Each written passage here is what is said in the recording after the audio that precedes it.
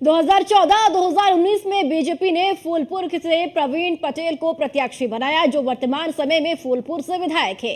6 चरण में इस सीट पर मतदान होना है, जिसे लेकर प्रवीण पटेल जमीन पर लगातार अपना पसीना बहा रही हैं।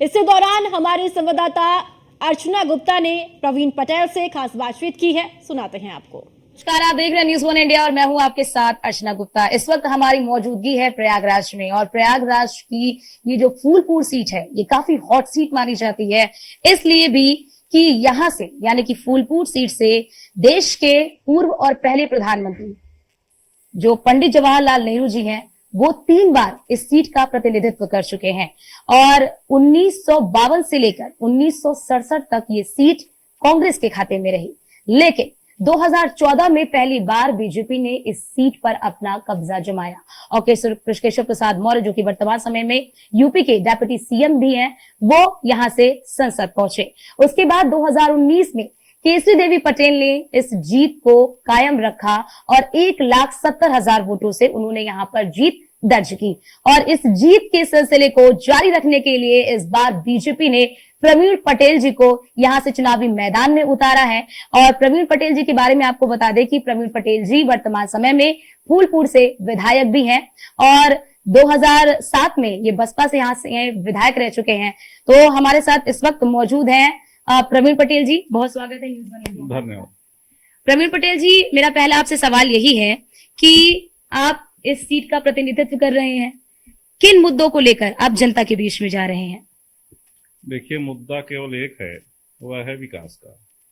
इसलिए कि पिछले 50 सालों में जो इस फूलपुर में विकास के कार्य नहीं हो पाए थे, वो पिछले 10 सालों में माननीय मोदी जी के कार्यकाल में हुए हैं।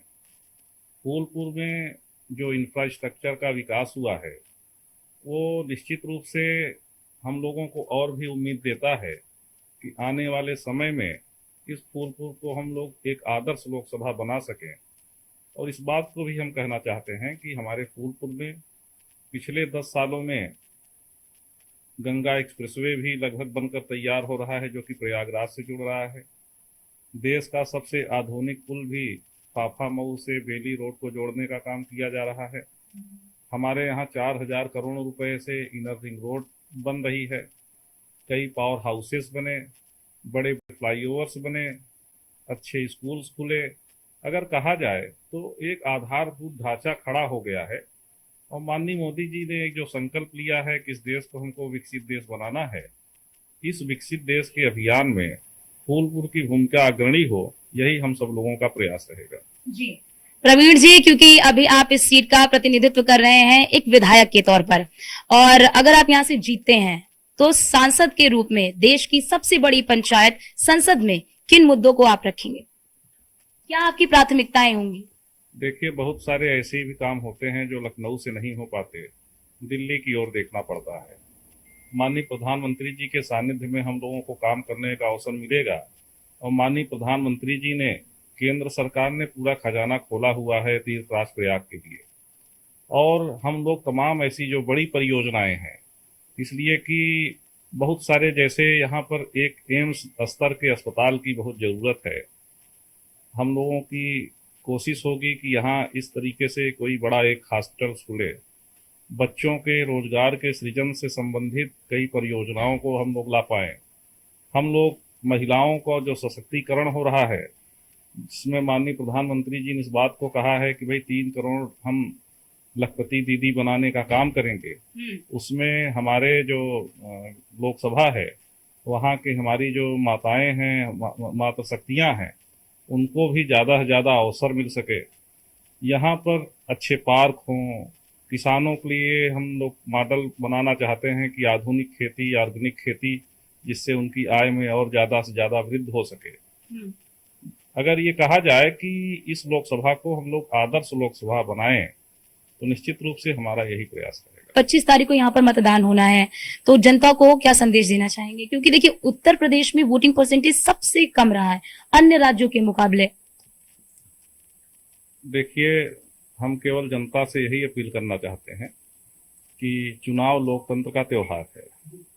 जैसे हम दशहरा मनाते हैं, दिवाली मनाते हैं, होली मनाते हैं, पूरे परिवार के साथ मिलजुल कर त्योहार और उत्सव मनाने का काम करते हैं, उसी तरीके से ये चुनाव भी है। लोकतंत्र को और मजबूत करने के लिए एक एक वोट का निकलना जरूरी है, मत केंद्र तक पहुंचना जरूरी है। और जो 50 सालों में इस देश में नहीं हो पाया, वह पिछले 10 सालों में माननीय मोदी जी ने करने का काम किया। माननीय योगी जी ने पिछले 7 साल में जो बहुत सारे ऐसे कार्य हुए हैं, जिससे उत्तर प्रदेश एक मॉडल क्षेत्र बन रहा है। माननीय केशव जी जो इस क्षेत्र का प्रतिनिधित्व भी करते हैं रहे हैं और प्रयागराज के गौरव भी हैं, तो प्रयागराज एक नया प्रयागराज बन रहा है। तो स्वाभाविक है कि आने वाले समय में जब केंद्र सरकार और राज्य सरकार पूरा खजाना खोले हो और कुंभ भी आ रहा है, तो स्वाभाविक है कि पैसे की कोई कमी नहीं है। तो पैसे की जब कमी नहीं है, परियोजनाओं को हम लोग को बनाना है और जमीन पर उतारना है। तो निश्चित रूप से आने वाले समय में प्रयागराज को एक नया प्रयागराज बना सके, एक आधुनिक प्रयागराज बना सके, इसके लिए आप सब लोग निकलें, मतदान करें, माननीय मोदी जी को मजबूत करें, माननीय अपने मोदी जी को वोट देके देश को मजबूत करें, गांव गरीब के लोगों के चेहरे पर खुशहाली लाएं। यही हमारा प्रयास है। बहुत बहुत शुक्रिया। तो ये हमारे साथ प्रवीण पटेल जी, बीजेपी के प्रत्याशी फूलपुर से और वर्तमान समय में विधायक भी हैं, और तमाम मुद्दों पर इन्होंने हमसे बातचीत की और जनता से अपील भी की है कि अपने घरों से निकलिए, मतदान जरूर करिए, क्योंकि ये आपका अधिकार होता है और आपको 5 सालों में एक बार ही मौका मिलता है। कैमरा पर्सन राज के साथ अर्चना गुप्ता, न्यूज़ 1 इंडिया, फूलपुर।